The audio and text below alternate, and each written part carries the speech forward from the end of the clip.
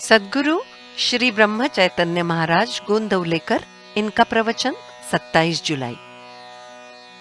हम मांगे केवल श्री राम ही से। हमारे जीवन की प्रत्येक क्रिया श्री राम के लिए हो, हमारा जीना भी उनकी सेवा के लिए हो।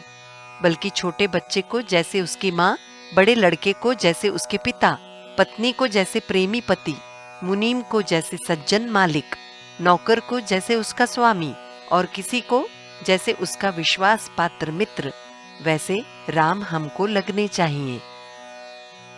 इसलिए हर आदमी को चाहिए कि वो गोंदवला आए। सगुणोपासना के बिना सामान्य स्त्री पुरुष की समझ में ये नहीं आएगा कि भगवान के अस्तित्व का सच्चा भान होकर उसके अनुसंधान में जीवन का प्रत्येक क्षण कैसे बिताया जाए। हमें ये जानना चाहिए कि संसार में घटित हो रही प्रत्येक घटना राम की इच्छा से हो रही है। हम ऐसी भी श्रद्धा रखें कि व्यवहार की दृष्टि से हमारे उचित प्रयत्न करने के बाद हमें जो भला बुरा फल मिलता है वो राम की इच्छा से ही मिलता है। जिसमें ऐसी श्रद्धा होती है उसे फिर सुख दुख की बाधा नहीं होती।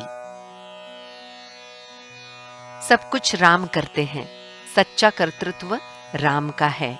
यही ठीक ध्यान में लाकर भगवान को कर्तृत्व सौंपे और हम मैं के नाते मिट जाएं। सचमुच हमारे राम के यहाँ क्या कमी है? हम मांगे तो केवल एक श्री राम ही से। वे दे चाहे ना दे, जो दे उसमें संतोष माने। किसी और से हम कभी ना मांगे, उससे हमारी उपासना में दोष निर्माण होता है, वो घटिया हो जाती है। हाँ, देने वाला अपनी खुशी से दे तो उसे फेंक न दे। मैंने अपने जीवन में नाम से और कोई साधन नहीं किया है। मेरे गुरु ने मुझे नाम ही दिया था, वही नाम मैं सबको दे रहा हूं। तुम वो नाम लो, श्री राम तुम्हें अवश्य मिलेंगे। मुख से सदा राम राम कहते रहो। मेरा ये अनुभव है कि भगवान के नाम में जीव का कल्याण है, इसलिए उसे अधिकाधिक स्त्री पुरुष लेते रहें।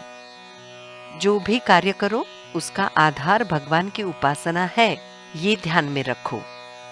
उसका बल कार्य के लिए मिलता है।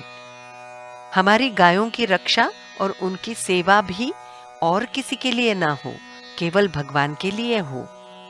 ये भान बना रहे कि हम जो कुछ कर रहे हैं वो सब भगवान के लिए कर रहे हैं, अतः उसका निरंतर नामस्मरण करते रहें। जिस समय समाज के अधिकतर मनुष्य अमर्याद विषयासक्त हो जाते हैं, उस समय समझें कि कलियुग शुरू हुआ है।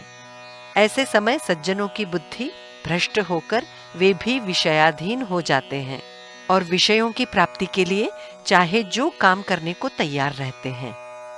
ऐसे समय जो भगवान के नाम का महात्म्य बताता है, उस पर कठिन प्रसंग आते ही हैं। किंतु जिसकी ऐसी निष्ठा होगी कि भगवान रक्षा करेंगे, वो हर संकट से मुकाबला कर सकुशल पार होगा, इसमें कोई संदेह नहीं। इसलिए हर आदमी को नामस्मरण अखंड रूप से करना चाहिए। संसार का शौक छोड़ो और भगवान से प्रेम जोड़ो। जो कहेगा कि राम करता है वो सुखी होगा, और जो कहेगा मैं करता हूं वो दुखी होगा।